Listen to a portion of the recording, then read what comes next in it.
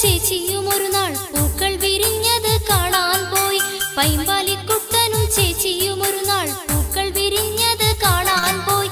പൈമ്പാലിക്കുട്ടന് പൂക്കള പേരുകൾ ചൊല്ലിക്കൊടുത്തു കുഞ്ഞേച്ചി. പൈമ്പാലിക്കുട്ടന് പൂക്കള പേരുകൾ ചൊല്ലിക്കൊടുത്തു കുഞ്ഞേച്ചി.